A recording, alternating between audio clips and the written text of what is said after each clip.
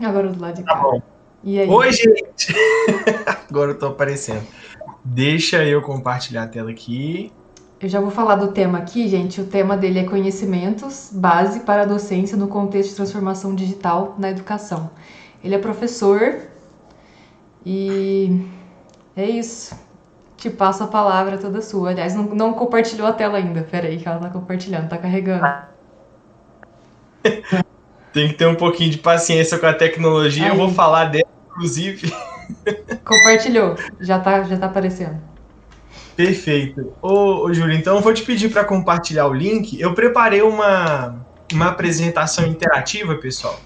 Então a Júlia vai compartilhar com vocês aí no chat um link para vocês poderem interagir comigo em algumas perguntas que eu deixei na apresentação, tá ok? Eu E já aí eu vou aguardar compartilhei. vocês entrarem. Eu compartilhei já. Beleza. E eu vou entrar também, né? Porque Entra aí, eu preciso que você responda também. Bom, vou aguardar vocês entrarem aí. Enquanto isso, né, Júlia me apresentou, eu sou professor. Eu vou falar um pouquinho sobre o estereótipo também, né, do que é ser professor. Eu e a Júlia, a gente conversa bastante sobre isso, né, Júlia? A gente fala muito sobre a importância da gente levar uma docência, né, um ensino de qualidade, mas que conecte as pessoas também, né? E eu já até comentei também na minha página que, como vocês estão podendo perceber, eu não faço parte desse estereótipo do que é ser professor, né? Então, assim, isso também tem impactado muito. Eu vou falar sobre a transformação digital na docência, o que constitui, como é uma pesquisa na área educacional também, né? Quais são as contribuições para ela. Além de mestre em educação, né, eu trabalho com formação de professores e, como o Júlio falou, também sou professor de história. Então vamos lá, gente. Eu vou compartilhar um pouquinho da minha trajetória com a pesquisa. E para não quebrar a tradição do Pint of Science, eu estou com a minha cerveja aqui. É bom que eu solto o filtro. a gente Não, brinda. com certeza isso é um chá, né, Júlio? É preta minha caneca pra ninguém saber o que é. É um mistério, né? Eu sou muito fã desse evento, assim. Quando você me convidou, eu fiquei super feliz. Né? Mas falando sobre a minha trajetória de pesquisa, pessoal, era para eu apenas fazer uma iniciação científica e, né, não sei se todo mundo conhece, iniciação científica é uma experiência que o estudante, o graduando tem, né, com o mundo acadêmico, o mundo da pesquisa científica. Então, essa experiência ela acabou, né, mudando completamente a minha vida. Assim. Eu sou licenciado em História. E no final da graduação, eu fiquei me perguntando muito assim, meu Deus, será que eu vou, né, seguir carreira acadêmica na área de História ou vou para Educação? Eu confesso que quando eu estava no quarto período do curso, eu pensei seriamente em me transferir para o curso de Pedagogia, porque antes de escolher até mesmo a disciplina, né, esse caminho da licenciatura, eu já havia decidido com 17 anos que eu queria ser professor, né? Então, assim, é uma decisão, a gente passa no ensino médio por esse momento, né, da decisão e depois, quando se torna real, a gente luta para entrar dentro de uma universidade e depois luta para sair desesperado, fica anos lá, meu Deus. Então, no finalzinho, né, eu entrei em 2011, em 2015 eu tive essa experiência com a iniciação científica, ter definido que eu queria ser professor logo de cara. Eu tive a experiência de participar de um programa do governo chamado PIBID, que é um programa de iniciação à docência. Ele basicamente tem o objetivo de levar a experiência docente da melhor maneira possível para aquele estudante. Não só para ele fazer a escolha de que se é mesmo isso que ele quer, né, se é, né, lidar com gente, estar dentro de uma sala de aula, e toda a experiência de educação, mas ele poder vivenciar um pouco o que a teoria não dá conta de ensinar. E é muita coisa. Pra vocês terem uma ideia, tem habilidades e questões que envolvem, né, ser professor, que eu acho que nem se eu ficasse 20 anos dentro de uma universidade, eu daria conta, né? Eu seria possível aprender, né? Ou seja, essa dimensão da experiência ela é muito importante. E aí, em 2015, eu comecei essa iniciação científica e pesquisando formação de professores. Eu não havia me pegado meu diploma ainda, não estava licenciado, mas eu estava pesquisando esse programa, né, enquanto política pública, né, quais são ali os saberes e as habilidades que um professor precisa, né, e eu estava numa linha onde a gente estava investigando exatamente essas pessoas que, assim como eu, tiveram a experiência de passar por esse programa. E aí, a pesquisa, eu coloquei, né, a pesquisa em educação, ela é científica? Nós temos um debate extremamente importante, onde aí a gente está falando de estereótipo de novo, né? Algumas pessoas pensam que ser cientista é aquele velho descabelado, eu também sou descabelado, mas é aquele velho bigodudo descabelado que tá ali mexendo com uns vidrinhos, explodindo as coisas, ou observando algum movimento, ou seja, o que a gente chama de ciências duras, né? Então, eu tô falando isso porque há muito preconceito, né, com os cientistas da área de ciências humanas, né, de ciências sociais aplicadas, e isso é muito sério, né? Então, assim, pra vocês terem uma ideia, eu sou um pesquisador que investiga, né, o trabalho docente, né, o que constitui ser um professor.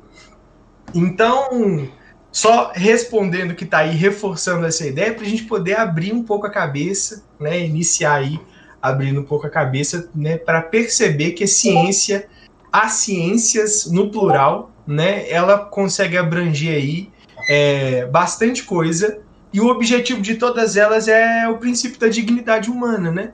Então a gente está investigando para poder sempre estar melhorando, levando contribuições para a sociedade, né? E na área da educação, principalmente agora, né? Mas não pode ser diferente, né? Então, imaginem só se nós não tivéssemos contribuições aí de pesquisadores na área da educação, né? Como as coisas estariam agora. Por conta dessa experiência de iniciação científica, eu fui aprovado no programa de pós-graduação para o mestrado na PUC Minas. Eu também fiz, né, a minha graduação na PUC. E foi assim, né? Outro movimento super intenso na minha vida, né? Porque e aí a pós-graduação ela também está carregada aí de muitas responsabilidades.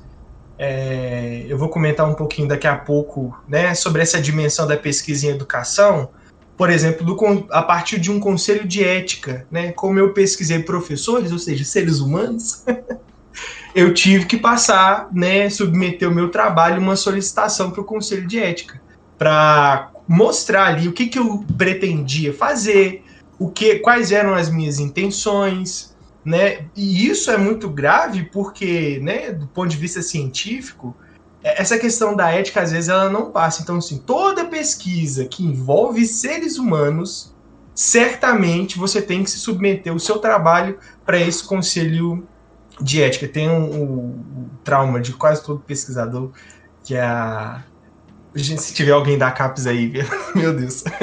Mas é a plataforma Brasil. Você tem que ir lá colocar todas as informações e aí aguardar, passar. É um processo burocrático assim bem intenso.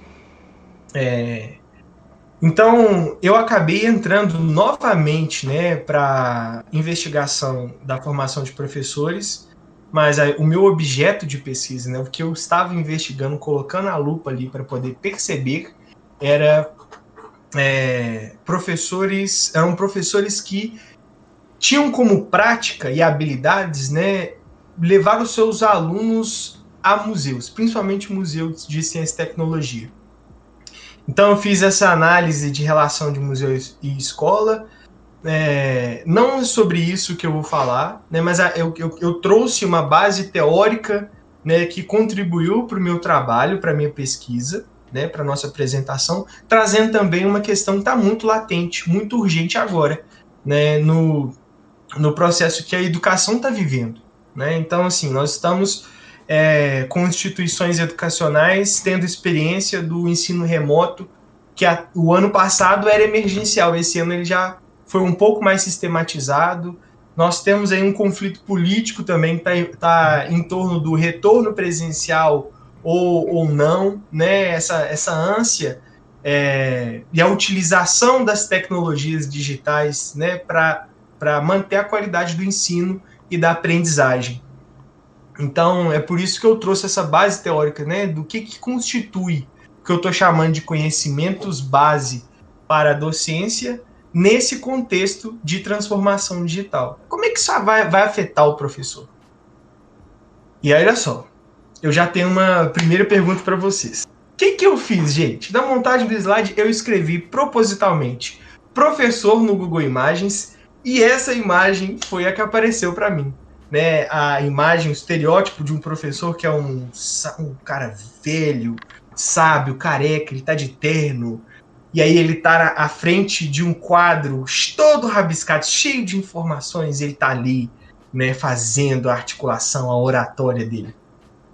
E aí eu queria, para quem conseguiu acessar o link que Júlia disponibilizou aí no chat, que vocês me respondessem, né? Para vocês, o que constitui um bom professor? Né? Eu vou colocar aqui, deixa eu ver se é aqui, ó. Vou colocar aqui 1 minutinho para vocês responderem. Qualquer coisa, e aí, qualquer coisa, se precisar, eu dou um pouquinho mais de tempo. Mas me falem aí, para vocês. Eu tô aqui testando e tentando descobrir como é que funciona. A gente digita e aí tem que digitar answer mais, né? Que aí vai outras respostas. Isso, não precisa de apertar Enter nem nada, tá? É só digitar mesmo que eu acompanho em tempo real aqui.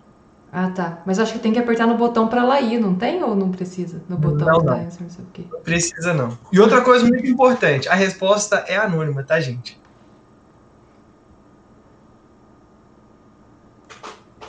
Então vocês podem ficar à vontade. Eu já sou uma pessoa que pensa diferente das coisas. As minhas respostas vão ser bonitinhas. Já vou descobrir rapidinho, porque a gente já conversou bastante sobre isso, né, Ju?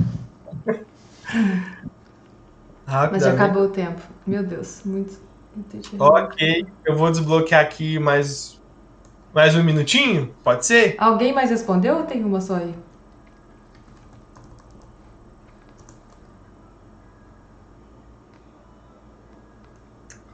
Deixa eu tomar um pouquinho de água aqui também, né?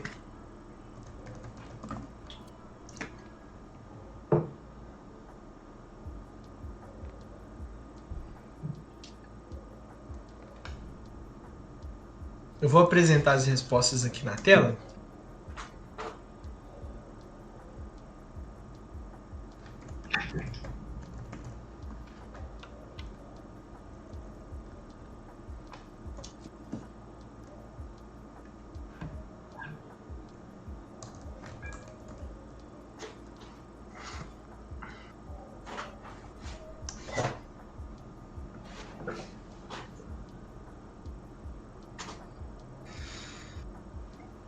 Então vamos lá.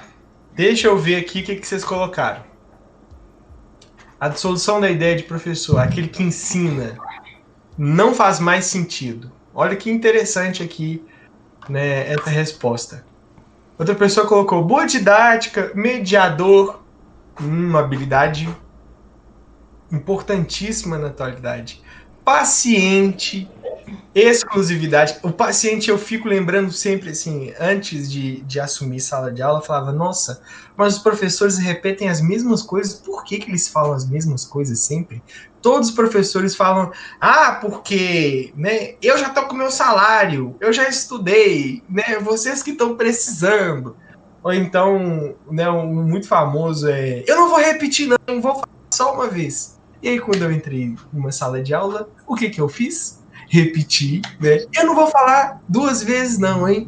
Então, todos esses mecanismos é bem interessante em relação à paciência, porque ela é, de fato, né, você ter ali uma gestão de sala de aula, às vezes a gente tem que respirar fundo.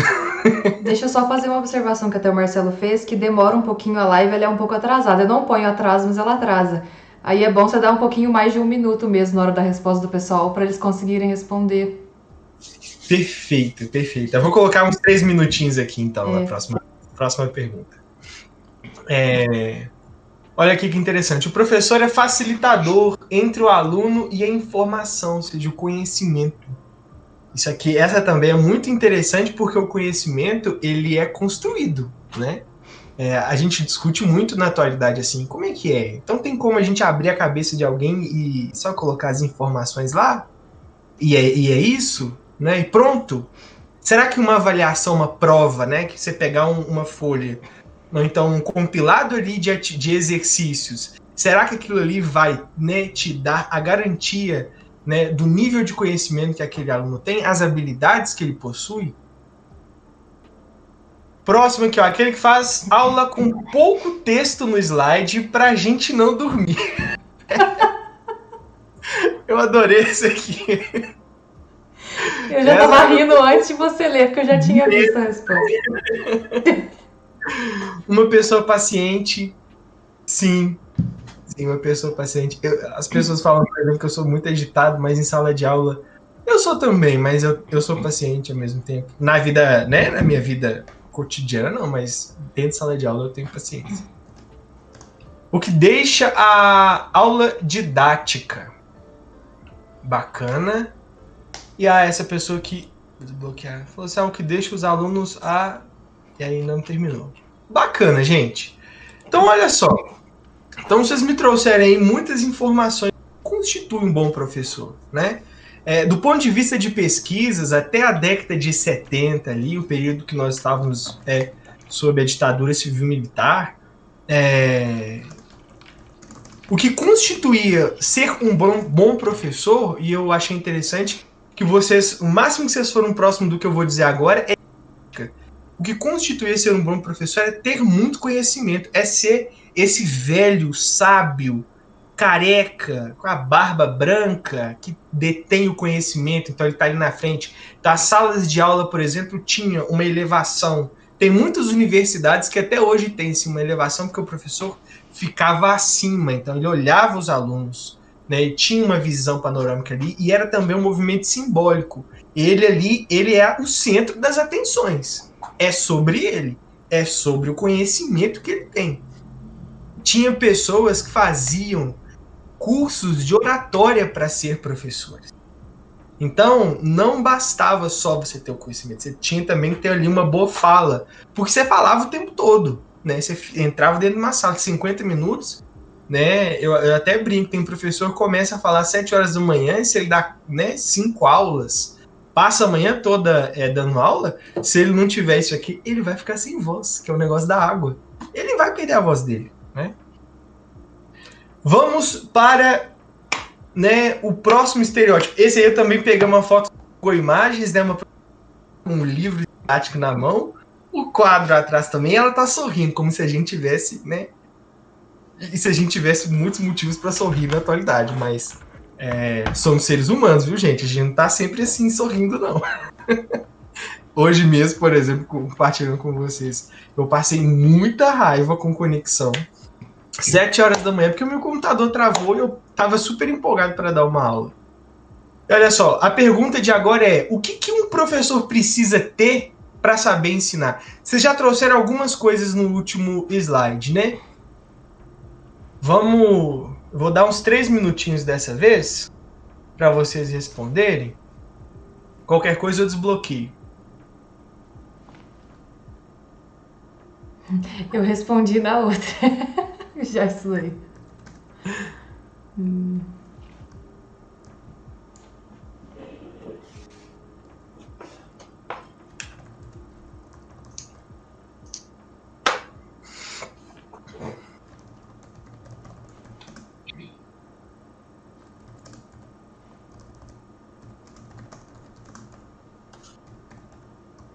que o professor precisa ter e saber para ensinar, né? Qual que é o sentido, né, o propósito dessa profissão?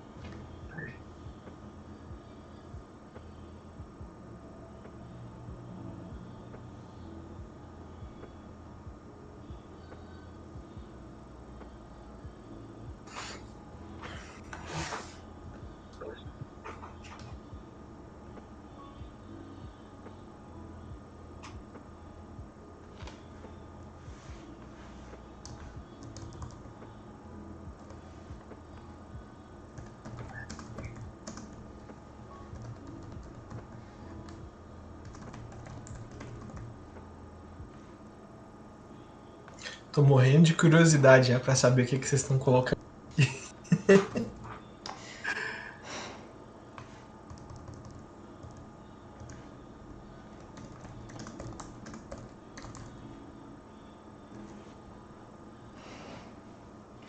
Fui extremamente sincero, que quero ver a sua reação quando você lê minha resposta. Nós estamos aqui para isso. Tamo junto, tamo junto. É isso. 30 segundos. Sinceridade é tudo, gente. Abre o coração aí, aproveita que é anônimo e fala, ó, tem um professor aí. Se tiver aluno meu assistindo, por favor, sejam bonzinhos. Eles vão falar assim, meu professor é um amor, só teve um dia que ele estressou com a gente. E fez até um rios disso. Não, hoje a minha conexão travando e os meus alunos, eu tava escutando só o áudio deles, né? Eles, a cara de nervoso dele, ele tá travado? Quando a minha conexão cai, eles começam a fazer, né, propaganda. Assim, agora quem vai dar aula vai ser a gente. Vocês acham que bagunça acontece só no presencial? Aí, deu tempo. Eu vou destravar aqui para caso alguém tenha, né, não tenha terminado de responder e vou já mostrar as respostas. Tá desbloqueado, tá? Então quem não completou pode ficar à vontade. Boa capacidade de observação, escuta e tradução do contexto e realidades. Amei essa aqui. Excelente. Excelente. Muito bom. Vontade de compartilhar conhecimento, não só falar para as paredes. Exato. Esse também eu achei muito interessante, né? Porque a gente já tem um sentimento do que funciona e o que não funciona, né? Então, se a pessoa chega lá, fala, então bota um slide cheio de né, informação. Quem tá do outro lado tá assim, essa pessoa, ela tá falando para si mesma. Existe uma teoria, por exemplo, que é a pirâmide de aprendizagem, que mostra, né, qual é a porcentagem do nível de retenção do conhecimento a partir de algumas ações. E nessa pirâmide, por exemplo, fala que se você ficar só assistindo alguém falando, você vai reter 5% daquele conhecimento. O que retém 90% do conhecimento é quando você está ensinando para os outros. Se o professor está falando para as paredes, ele está ensinando a si mesmo. Ele está reforçando o conhecimento na cabeça dele. Ele não está preocupado com o que está acontecendo do outro lado. E aí eu estou falando em uma realidade online e uma realidade presencial. Porque não pensem vocês que isso é uma prática que está isenta, né, de acontecer só em algum dos dois espaços. Vamos para os próximos. Precisa ter humildade, sim, para aceitar sua posição de facilitador e não de dono da verdade. Nossa, gente, eu já passei cada um por conta disso aqui. Autoconhecimento para compreender a diversidade de seus alunos. Isso também é muito importante. Porque os alunos não são os mesmos. Quando você chega numa sala de aula, se tiver 10 alunos, cada um vai ser de um jeito. Cada um vai ter dificuldade ou com algum conteúdo ou com alguma habilidade. Para vocês terem uma ideia, às vezes eu tenho um aluno numa sala que, pela condição de dislexia dele, ele não tem uma habilidade. Se eu pedir ele para responder por escrito para mim alguma pergunta, algum desafio, ele vai ter uma extrema dificuldade, que é da organização das ideias. Mas se eu pedir esse mesmo aluno para me mandar um áudio, esse aluno ele vai conseguir atingir todos os objetivos que eu tinha preparado ali para o desenvolvimento de algum conhecimento, de alguma habilidade, etc. Então a gente tem que ter noção mesmo aqui, ó, autoconhecimento para compreender a diversidade dos seus alunos, né? Se eu tiver um aluno autista dentro de sala de aula, o que eu vou fazer? Né? Com o famoso também, o déficit de atenção, né? O TDAH, ou os famosos, né, os diagnósticos. Até mesmo a gente pode colocar aqui algumas questões psicossomáticas, tipo ansiedade. A gente pode colocar também. Eu já tive aluna que tinha fobia de avaliação, de prova. Se eu colocasse uma prova em cima da mesa, ela ia já desencadear várias crises nela. E aí? Eu falo para ela, por exemplo, desiste de estudar? A gente vai falar um pouquinho sobre direito à educação também. Precisa ter confiança e preparo. Preparo tem uma categoria nessa pesquisa, nesse campo de pesquisa, né, sobre formação de professores, de um pesquisador do Canadá, desse livro aqui, O Trabalho Docente, se chama Maurice Tardif. Ele é lá da Universidade de Montreal. Ele fala sobre o trabalho invisível. Tem muita gente com um discurso atualmente que o professor não quer voltar a trabalhar, ele não quer ir para a escola. Ô, gente, se tiver professor me assistindo, vai saber do que eu tô falando. A gente trabalha mais antes de entrar na sala de aula. Quando a gente chega numa sala de aula, aquilo é a iceberg. Então, eu tava brincando, falando que minha internet travou hoje. Ontem eu fiquei, assim, a noite toda preparando, organizando, né, fazendo leituras. A quantidade de livros que tá aqui eu acho pouco, mas a gente vai ali, pega uns livros, que estuda, pesquisa artigo na internet, vai articulando tudo. Daqui a pouco eu vou falar também como é que funciona esse processo. Então, quando a gente chega no momento de dar uma aula de 50 minutos, às vezes eu preparei 2, 3 horas. Às vezes eu fiquei o dia inteiro preparando uma aula, dependendo, né, da complexidade do conteúdo e das habilidades que eu quero desenvolver. Então, assim, o preparo, ele é básico. O professor que entra dentro da... Eu até brinco. O professor que entra dentro da sala de aula e ele não tá... Você repara facinho. Porque ele vai começar a contar muito da vida dele. Ele vai começar a perguntar muito assim pros alunos. E o que vocês estão sentindo? Né, vamos falar aqui de sentimentos, vamos falar sobre a vida. Você já vai percebendo ali. Mas assim, não, ele tá usando um mecanismo aí porque hoje ele não preparou a aula.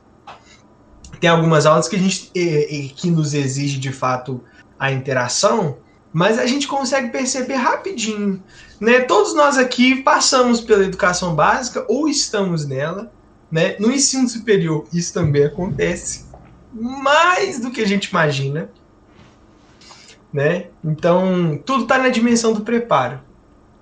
Aqui, ó, ter paciência e experiência, isso é muito interessante. Também voltou aí paciência, embasamento e saber lidar com as pessoas. Sensacional isso aqui.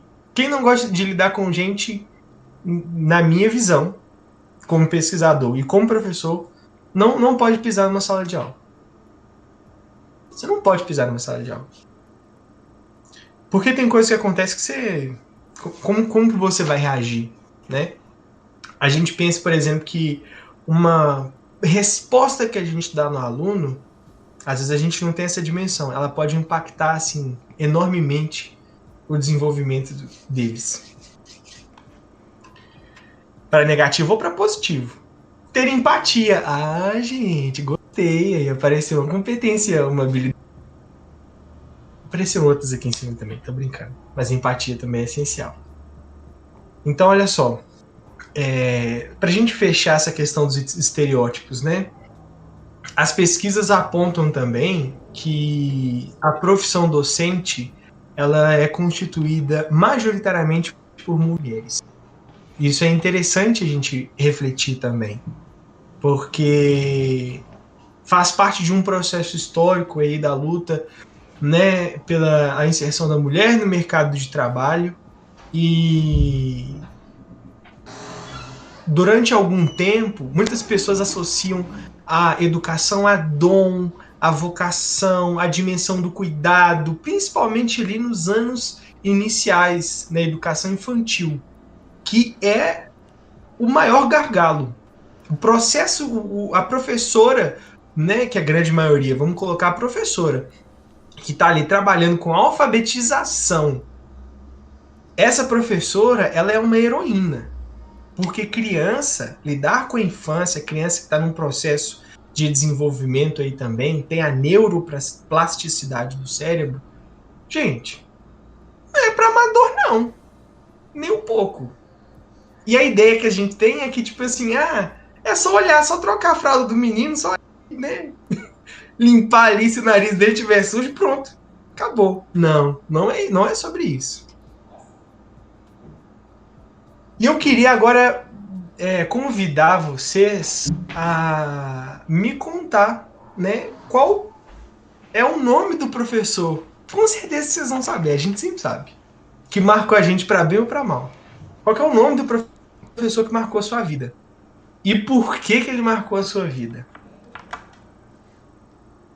Vamos ver se isso tem relação com o que vocês falaram anteriormente.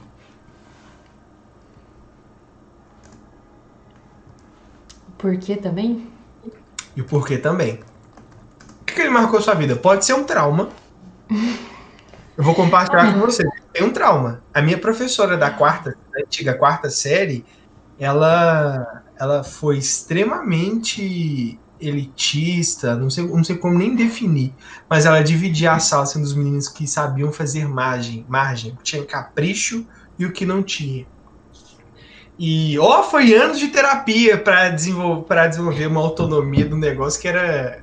Eu sempre estava querendo a aprovação dela. Eu ficava horas fazendo margem. E só depois, quando eu fui fazer terapia mesmo, gente, eu fui perceber o tanto que aquilo ali, aquele momento impactou minha vida, assim, de uma maneira muito forte. Tem uns para bem também, né? Aquele professor que te ajudou a definir sua carreira, te mostrou o mundo por um olhar que você não imaginava. Eu não vou falar do trauma, não, porque eu acho que eles nem merecem ser citados aquela. Eu vou falar de gente positiva, porque olha. Ok. Vamos manter a vibração alta. Positividade aqui. Você falou da menina que teve. Que dava as crises nela aí. Eu também tinha muito disso, de fazer uma prova sozinha. E o professor falava: eu sei que você tem conhecimento para você fazer essa prova, mas eu não conseguia fazer a prova. Eu ensinava para os outros a matéria, mas eu sentada ali fazendo a prova não conseguia. Então, como a gente já conversou muito, né? Eu tenho muita vontade de revolucionar a educação de alguma maneira, porque para as pessoas não passarem pelo que eu passei, sabe? Por ter essa dificuldade, que eu sei que tem gente que tem pior do que eu. Eu ainda consegui me formar na faculdade, né? Mas eu acredito que tenha níveis muito piores, que a pessoa realmente não consiga fazer. Eu passava mal, assim, não parava comida no meu estômago, em dia de prova que eu sabia que era mais difícil, né? Então, pensa a pessoa passar por uma coisa dessa e não ter ninguém nem pra ir atrás pra conversar, sabe? Esse professor que eu botei aí foi um dos que me ajudou até nisso. Às vezes, tipo, se você tiver triste, seu desempenho naquele momento da prova, ele pode cair, com certeza. Com certeza. Uhum. E aí você vai definir, tipo, assim, o nível de conhecimento, tudo que você vem lutando para construir, né? Os alunos da educação básica, principalmente do Fundamental 2, eles carregam muito a máxima de eu vou copiar da resposta da internet porque eu sou burro. Aí sim tem o negócio da preguiça, mas falam muito também sobre a autoestima deles. Uhum. Sabe? E se o professor está preocupado só com o conteúdo, ele não vai perceber, né, o nível de autoestima que os alunos possuem. eu insisto bastante com colegas, assim, na minha página profissional também, eu falo bastante sobre você precisa incentivar o seu aluno. Às vezes você fala assim, nossa, essa análise que você fez aqui, ela foi excelente, você tem uma habilidade muito boa com isso, hein? Parabéns. Aquilo ali pode definir uma carreira, gente. Uhum. Pode definir uma carreira. A gente tem um lugar de importância muito grande. E o que acontece é o quê? O professor coloca os pontos, né, de cada... no caso da prova, né? Ele vai colocar lá assim, a questão tem 2 pontos. Você tirou 1,2. Pronto. Você que lute para saber. Você sabe quantitativamente qual é a sua nota. Mas você fica sem saber o que você arrasou, o que você precisa melhorar, né? O que tá... Às vezes, tem aluno meu que fala assim, eu pergunto, o que aconteceu? O que você... né, rolou isso aqui? Ah, professor, eu tava muito triste, né? Faleceu alguém da minha família. Eu já, não, entendi. Né? Então, quando acontece em trabalhos orais, por exemplo, professor, eu fico muito nervoso para poder falar, eu não consigo. Eu falei assim, olha, a gente tem que trabalhar isso aí. Mas, vamos, né, me responde assim, assado, pra você não ficar com, né, com nota 0, enfim. Só um minutinho que eu tô live no meu Instagram também. Ô, gente, vai pro YouTube. O link tá na bio, viu? Vai pra lá conversar comigo. Vocês que estão aí. Saudade de você, Sandro. Então deixa eu ver as respostas que vocês colocaram aqui. Brás, meu professor de filosofia. Ih, professor de filosofia deve ter dado uma bagunçada na cabeça, né? Ele me inspirou a estudar filosofia. Incrível! Tá vendo? Bagunçou mesmo, que o menino foi professor de filosofia. Eu também tive essa experiência, né, de um professor, não foi professor de história, mas de um professor me inspirar a ser professor. E é incrível como a gente lembra o nome, né? Aqui, ó, João Scudeler. Falei certo? Desculpa. Scudeler, essa aí é até a minha resposta. É a sua? Eu vou ler então, Julia. Ele se tornou um amigo, tinha muita paciência. Qualquer matéria que ele me deu, eu fui bem. Tinha vontade de compartilhar o conhecimento. Olha que interessante. Ele, né, o que você está colocando aqui é que para você a dimensão da paciência, né, eu enxergo aqui também, tipo assim, te enxergar. Uhum. Ver como você é, nas suas limitações e nas suas potencialidades. Olha aqui, Elmi. Porque eu era a única menina da minha sala, de 25 alunos. Eu era a única menina. E ela me marcou porque foi a amiga mais que tive em toda a minha época de escola. Me apoiava, me defendia, elevava sempre minha autoestima quando os meninos me zoavam. Ela era perfeita. Gente, até me emocionei aqui. Meu Deus. Meu coração até ficou aqui quentinho. Deu um negocinho. Elmi, Deu. onde você estiver, receba o nosso amor nesse momento. Né, que você não é uma professora, você é uma prof. Anja. Sim. E olha que incrível. Né, às vezes, a gente, né, como professores, a gente tem que exercer esse papel de protetor mesmo. Dentro e fora de sala de aula. Ai de alguém falar de algum aluno meu. Ou, né, o contrário também, né? Algum aluno meu fizer alguma coisa, de certa forma eu vou me sentir responsável, porque eu fiz parte da vida dele. Não acaba só no conteúdo, no conhecimento ali, na matéria. Né? Eu já vi uma imagem que todo ano eu compartilho no Dia dos Professores, porque ela é a melhor pra mim. Que é uns balãozinhos, assim, cada professor vai dando um balãozinho e no final o aluno voa com todos aqueles balãozinhos que ele recebeu de cada professor, sabe? É muito sensacional, porque é isso, cada professor deixou um pouquinho na vida daquele aluno, né? Sim, a gente deixa um pouquinho, a gente deixa um tantão. Às vezes a gente não tem dimensão disso. No final do ano, eu fui convidado para falar numa mostra de profissões sobre a área educacional, né? E eu tava falando a verdade, eu não tava mentindo não, porque vamos combinar que o negócio podia estar melhor. Então eu tava falando de salário, eu tava falando de, né, possibilidades de atuação, vantagem e desvantagem, né, compartilhando um pouco da minha experiência. Aí no final, era uma escola estadual. Aí a professora que me convidou falou assim, tem uma consultório por sua causa. Gente, eu perdi tudo na hora. Eu fiquei, o que tá acontecendo aqui, sabe? E assim, uma pessoa que eu tive um contato durante 1 hora, como nós estamos tendo aqui, sabe? Então, a gente nunca vai ter dimensão. Nunca mesmo. Daqui a pouquinho eu vou falar mais sobre isso também. Aqui, ó. Tem vários professores importantes na minha vida. Regilene, primeira professora, né, do pré. Como não fiz o quarto, não sabia escrever meu nome. Ela tracejava meu nome nos trabalhinhos para que eu pudesse ler. Aí, gente, que isso? Olha que relato incrível. A Regilene, ela, se ela não fizesse isso, aquela ideia do... Ih, meu celular acabou a bateria. Tchau, Instagram. Aquela ideia, né, do salário, a Regilene ela continuar recebendo o salário dela se ela não fizesse isso. A preocupação dela era ajudar essa pessoa. Sabe? Tem professor que tira recurso do bolso para poder ajudar os alunos. E é incrível isso. Olha o impacto que causou na vida de alguém. Regilene também receba o nosso amor nesse momento. Ó, o Braz apareceu de novo, né? Porque só tinha pergunta na aula. Não dava resposta nenhuma. Olha o final. Coisa de professor de filosofia, gente. Eu adoro. Quando respondia, ele ampliava a pergunta.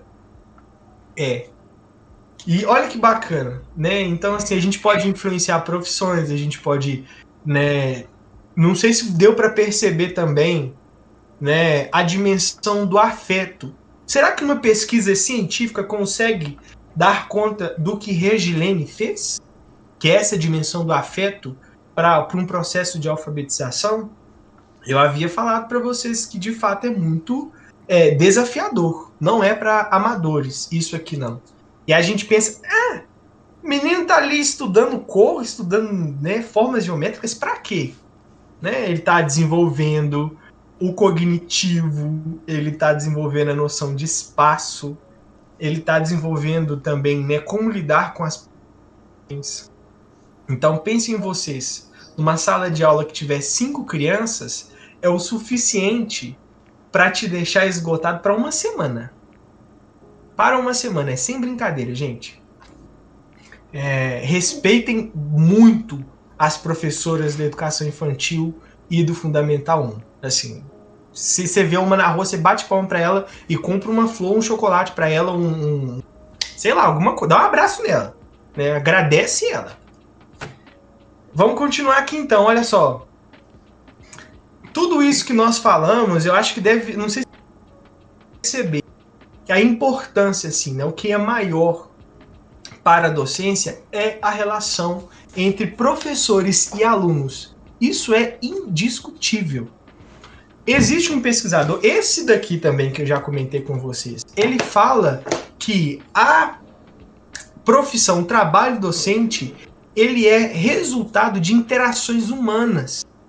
Não tem como você fugir disso. Não tem como você imaginar, porque você conhece muito de construção civil, que você vai ser um excelente professor num curso de engenharia civil.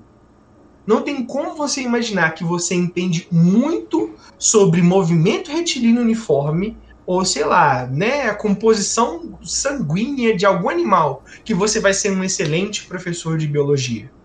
Você vai ser um excelente professor de qualquer coisa se você souber lidar com gente. E isso eu estou levando para vocês o que as pesquisas na área educacional sobre docência têm chegado, essas conclusões científicas da questão.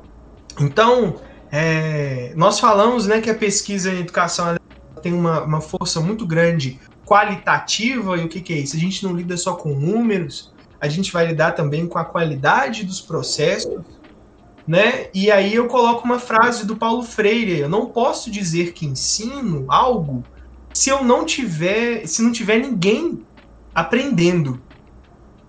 Então você está numa sala de aula, você está falando e não tem ninguém aprendendo, você não está ensinando. Porque o processo de ensino, do ponto de vista científico, ele requer essa conexão, né? Então, não é sobre o conhecimento. As pesquisas já nos mostram isso. Eu falei com vocês, né, no período ali da militar, o chave era o cara ter o conhecimento. E aí a gente veio já num processo de transformação, acompanhando as transformações. A ONU, né, o processo de redemocratização brasileira, a Constituição de 1988, nós tivemos depois uma reformulação aí das leis educacionais, a Lei de Diretriz e Base, né, de 1996, já traz muita coisa para a gente sobre a importância, né, e os mecanismos ali legislativos da educação. E é interessante que isso, a partir de 1996 passa a se exigir ensino superior para professores. Antes era um curso técnico. Aquela professora que me traumatizou com a margem, ela não tinha ensino superior, ela não era formada em pedagogia.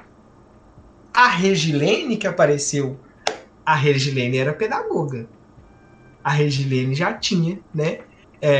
Então essa questão da afeta é só para quem fez pedagogia? Não.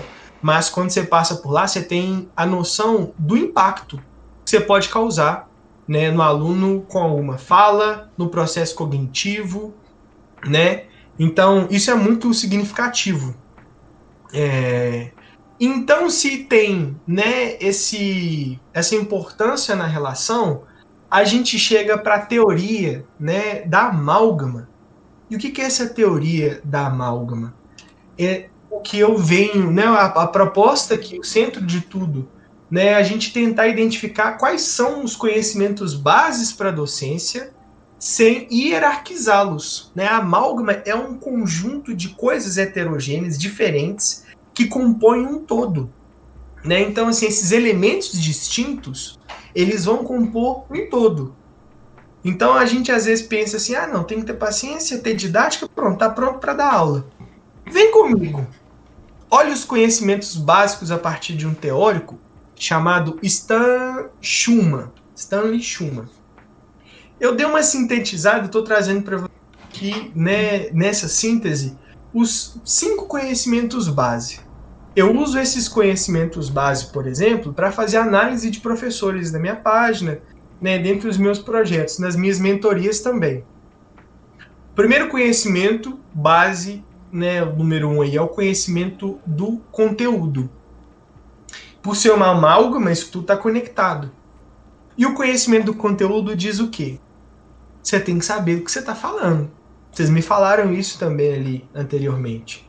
Você tem que saber, né, o que você tá trazendo. Você tem que ter conhecimento das últimas pesquisas, ter responsabilidade com a ciência, não ser negacionista, entender que você está em um estado laico. Quando a gente forma um curso de licenciatura, todos, né? Mas faz parte do nosso juramento isso. 2. Conhecimento pedagógico. Você entender ali de neurociências aplicadas à educação, psicologia. Eu tive que estudar Freud, eu tive que estudar também outros psicólogos, né? Não só psicólogos, mas pesquisadores e teóricos ali que estavam relacionados à psicologia da educação. Isso é uma base muito importante também. Sem ela, você entra dentro de uma sala de aula só. Né? É aquela ideia também do notório saber, sabe? Eu sou bom em português, eu sou um advogado aqui, mas eu tô triste com a minha área. Eu vou entrar para dentro de uma sala de aula para, né, para ter uma renda. Então eu sou um engenheiro aqui, eu sei muito fazer conta. Aí você tem um aluno que é disléxico, você vai fazer o quê? O conhecimento pedagógico, ele faz parte, né, dessas habilidades e competências que vai te ajudar a lidar com essa dimensão da educação. O terceiro, que é o conhecimento técnico, eu estou chamando de conhecimento tecnológico, é basicamente a sua, né, relação com os instrumentos de trabalho. Se eles são analógicos ou se eles são digitais. Então, né, atualmente, né, um professor que trabalha com slide, né? Ele pode estar ali excelente com slide, mas o que tem dificuldade, ele pode dar uma aula presencial ou utilizando o quadro. Tem professor que sabe desenhar, né? Faz esquemas incríveis no quadro, tem uma articulação ali com, né, as tecnologias analógicas, super ok, bacana. O que a gente tem, né, enfrentado hoje, esse aqui é até o galo também da apresentação, é a gente diversificar para os diferentes ambientes que nós vamos enfrentar de educacionais, de aprendizagem, né? Então, assim, a gente dá aula agora por Google Meet, Zoom videoconferência, não é a mesma coisa. Eu não posso levar o que acontece no presencial para o online, por exemplo. Mas, né, reforçando aqui também, a educação ela não foi feita para acontecer 100% online. Não foi feita. Não existe isso. Não existe isso. Tipo assim, não. Vamos ficar agora só no online. Se tiver uma escola, uma instituição que vai falar assim, gente, nosso rolê aqui é online e que não é educação à distância, tem essa diferença da distância do ensino remoto, né? Tô curioso. O quarto é o conhecimento dos alunos. Você precisa de um contexto de sala de aula. Você tem que enxergar quem está do outro lado. Né? Aqui também entra muito debate no caso do ensino remoto, as câmeras ligadas ou desligadas, né? Mas ter conhecimento dos alunos é saber, né, a situação social deles. Nós, professores, a gente percebe coisas mais do que a gente precisa. A gente repara rápido, assim, né? E a expertise, a experiência vai trazendo para a gente também várias questões. Mas o conhecimento dos alunos fala o quê? Se você não tiver um entendimento, imagina que eu vou em retroprojetor e eu chego com o meu notebook lá. E aí, o que eu vou fazer com esse notebook? Não, então, eu vou falar com os alunos sobre algum conteúdo sobre, né, em relação a empreendedorismo digital. E os meninos estão, né, passando fome na situação deles. A gente está em sala de aula, a gente sente isso tudo na pele, assim. Né? Então, ter conhecimento dos alunos vai te ajudar a levar aquilo que vai fazer sentido para aquele grupo. Então, se eu tiver, né, 7 turmas de sexto ano, todas elas vão ser distintas. E geralmente, o que o professor centrado no conteúdo, ele tem o mesmo caderno, que está com toda a matéria, e ele sai andando com aquilo. Tem que dar aula online, ele vai pegar tudo que está no caderno, vai PowerPoint e falar assim, pronto, agora eu vou dar aula, né, no ensino remoto. E não é sobre isso. E o quinto é o conhecimento pedagógico do conteúdo. Esse é a síntese, é a sinergia do conhecimento 1 e o conhecimento 2.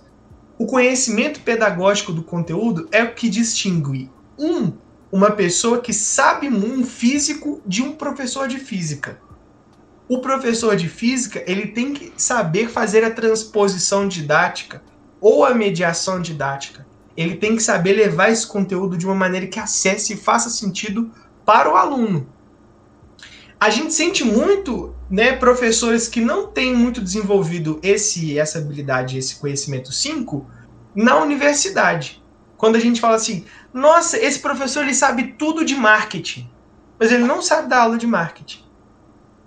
E aí a gente fica assim, uai, mas e aí? Não, mas ele tem uma empresa ali, ó, super lucra.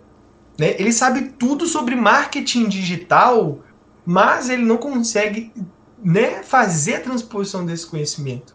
Fazer com que esse conhecimento faça sentido e que as pessoas que estão aprendendo tenham autonomia. E esse é o gargalo, porque você solta a pessoa no mundo, a pessoa vai agora, né, com o que fez sentido e o que marcou. A pessoa que falou do Brás, por exemplo, que se tornou professor de filosofia, olha aí, né? O impacto.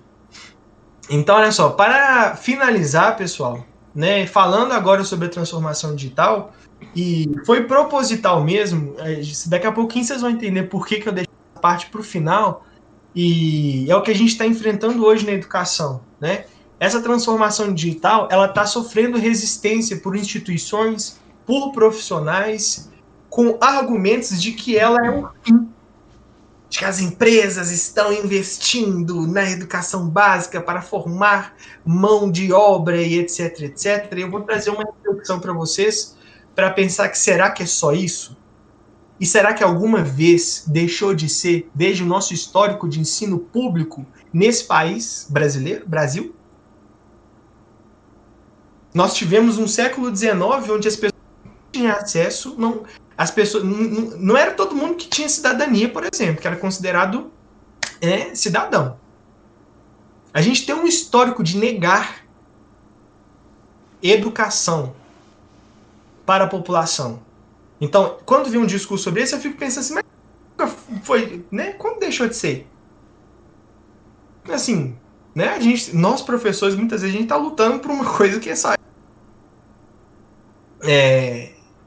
Então, quando a gente fala de transformação digital, é aquele conhecimento 3, o tecnológico, e a tecnologia digital na educação, a gente pensa que era só um instrumento, mas tem um livro que é do ensino híbrido, esse aqui. Ele é excelente, recomendo a vocês. Ele fala bastante sobre que algumas instituições estão enfrentando ou possivelmente enfrentarão nesse retorno, nessa migração agora do online para o presencial.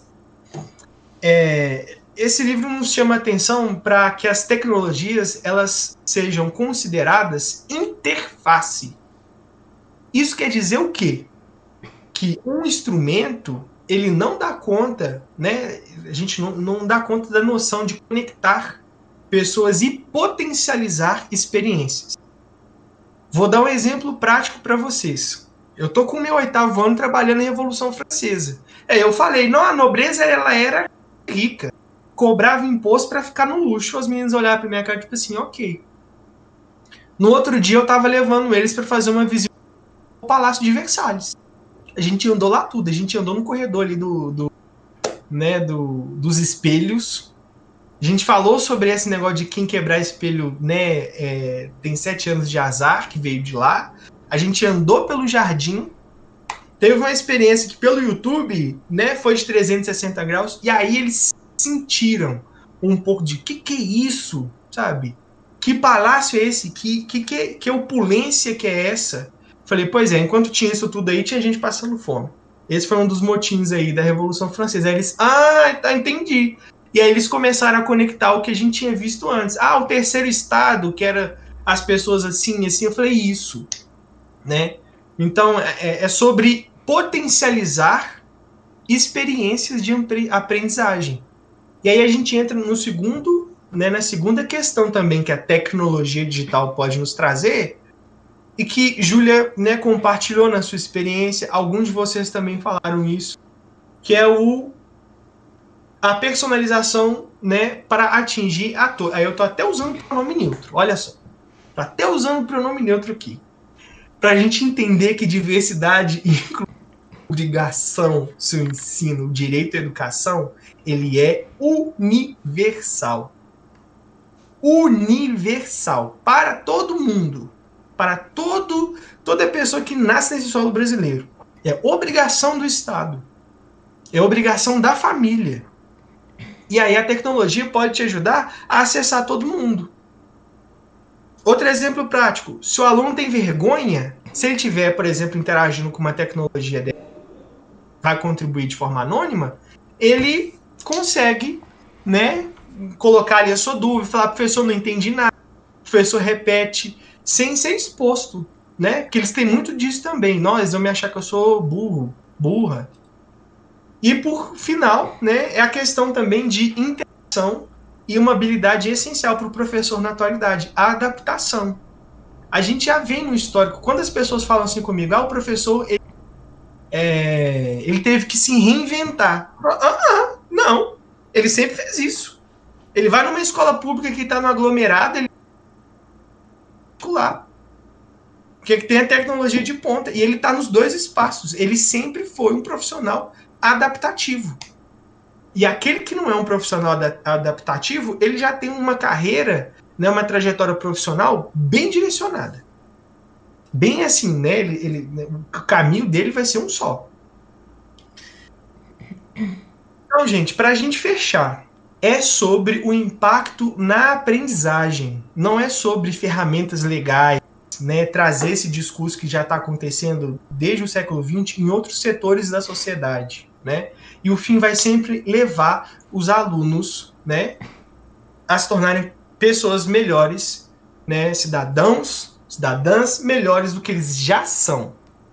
Eles já são. Então eles já possuem conhecimentos prévios de muita coisa. Construir uma sociedade para o século XXI. Aí aqui eu trago as críticas que eu... Cidadania digital. Tem gente que antes de saber ler e escrever, já está assistindo galinha pintadinha no celular. Já sabe mexer ali no YouTube, né? Princípios inerentes à democracia. Qualquer disciplina que você tiver, que você dê aula, você tem que levar a responsabilidade que você vai entregar essa pessoa para uma sociedade democrática. Ela tem que saber a lidar com a opinião, a visão diferente, né, de outras pessoas. Pessoas diferentes. Direito à educação e tecnologia. Né? Se você tem uma escola que tem, né, tecnologias analógicas e uma digital, quem vai estar, por exemplo, mais preparado para o mercado de trabalho é o... Hoje em dia a gente tem um celular com internet, WhatsApp, e-mail, relações interpessoais, tudo passa pela tecnologia digital. O século XXI é esse. A gente tem que refletir muito sobre os problemas também, mas isso já tá entre nós. Por que não está entre a escola? Por que não está dentro das salas de aulas ainda? Porque é coisa de estilo de professor? Será que a gente tem, no que a gente está vivendo agora, esse luxo? Fala assim, eu sou do analógico. Mobilização de conhecimentos. Aqui a gente não está falando só de aprender a usar na vida. E aprendizagem significativa. Se você não der conta de explicar para o seu aluno, né, por que ele está aprendendo o que ele está aprendendo, volta lá no início. Volte lá no início. Então, as tecnologias digitais, elas também por esses pontos.